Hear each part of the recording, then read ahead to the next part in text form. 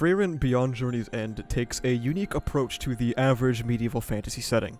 If you're watching this video, you likely already know that. This is a story that takes place after the end of a traditional fantasy story. The big bad has already been defeated, and now it's time for what comes after. When one of these stories ends, you might have that thought in the back of your head, what comes next? And to be frank, we don't really get much of an answer because we follow the perspective of Frieren the Mage. Frieren is over 1,000 years old, so to her, the era after the defeat of the Demon King goes by in the blink of an eye. There is no next threat that needs to be taken down.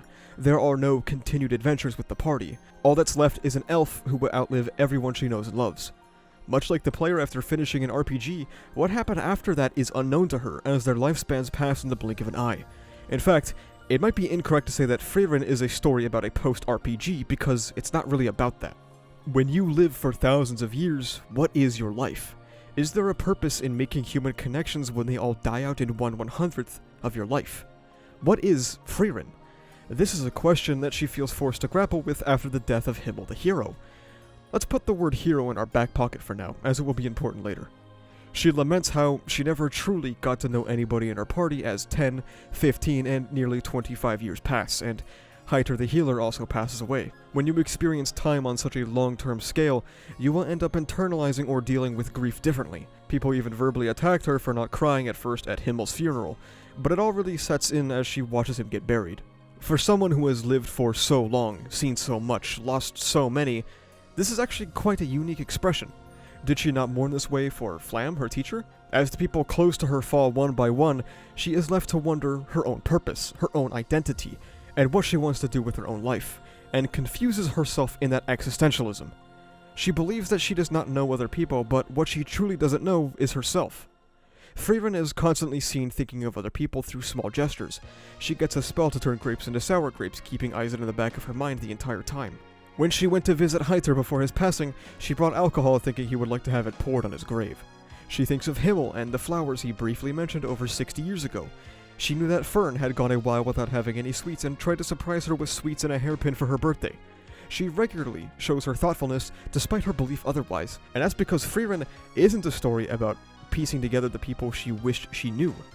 It's about piecing together her own identity, finding out what she should cherish, and to do so, she will go towards the Demon King's castle and pick up those memories along the way. Without your memories, are you yourself? I mean, physically, yes, you would be, but a lot of people would say your sense of self is determined by your experiences and your memories. As she runs into reminders of her initial journey, she is keeping the memory of those she journeyed with alive, while also encountering aspects of herself along the way, because that journey with Himmel, Eisen, and Highter informs the Frieren we know today. This is abundantly clear in the episode where they clean the shore. This is an episode that really informs Frieren as a character. Along her journey to accumulate as many spells as possible, she and Fern wind up on a shore tattered with the remains of destroyed boats. She is offered a reward for her work, a tome made by the legendary mage Flame, which she accepts. However, she knows it's a fake, and will realistically offer her nothing, so why does she do it?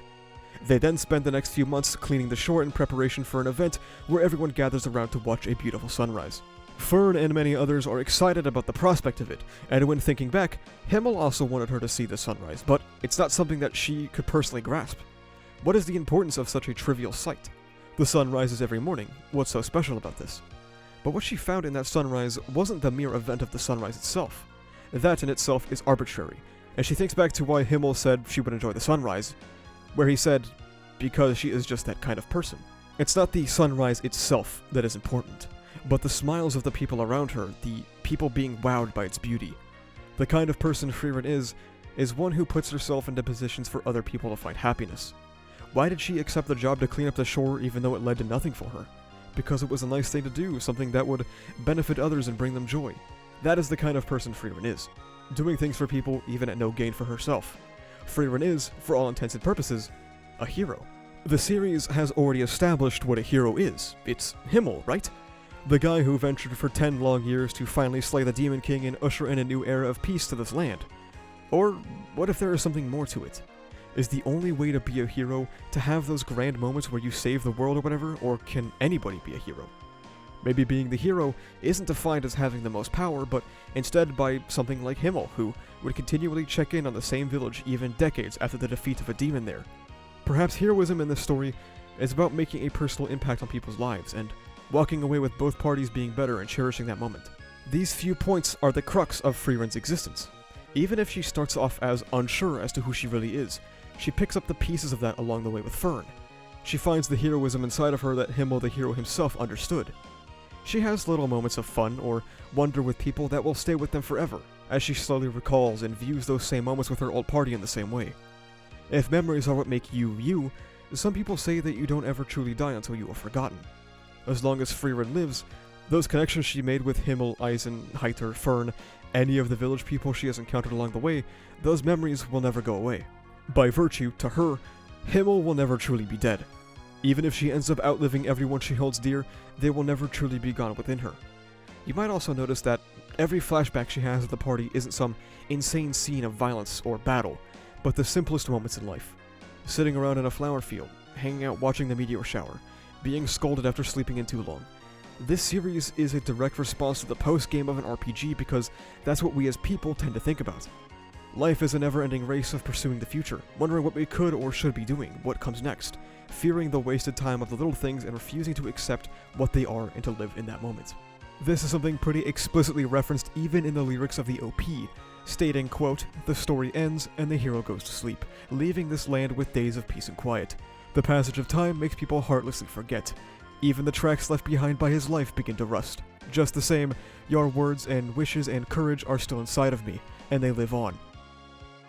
To illustrate how her experiences with her old party have changed her, in the mountain pass that shows you illusions of departed people that meant a lot to you, instead of Flam, which she would see in the past, she now sees Himmel, perfectly showing her newfound path of a hero. And in this week's episode, we see her further using her random assortments of spells to make her party laugh, so that it is again reinforced by the OP's lyrics, stating, quote, "We chose the same path. Why is it that at some point, I wanted to understand the reason for the tears that fall down my cheeks?" Frieren as a character and as a series don't have a grand ambition. She goes from place to place collecting spells, doing small things for people along the way, and while it may not be for everyone, I think it's fine to just do what you like to do until you die. This series is the equivalent of just be a good person and do what makes you happy. To be a hero is to live for your purpose, and your purpose is life. It can really be as simple as that. Thank you so much for watching. If you like this video, please remember to like, comment, and subscribe for the funny YouTube algorithm. You can also become a YouTube member, which gives you access to behind-the-scenes content, a badge on comments and livestream chats, as well as the use of emotes and videos before their actual release. You can also check the description for socials like Twitter, where I'm objectively correct all the time, and Discord, where we talk about ReZero, My Hero Academia, Jujutsu Kaisen, and stuff like that. That's about it though. Thank you for watching. See ya.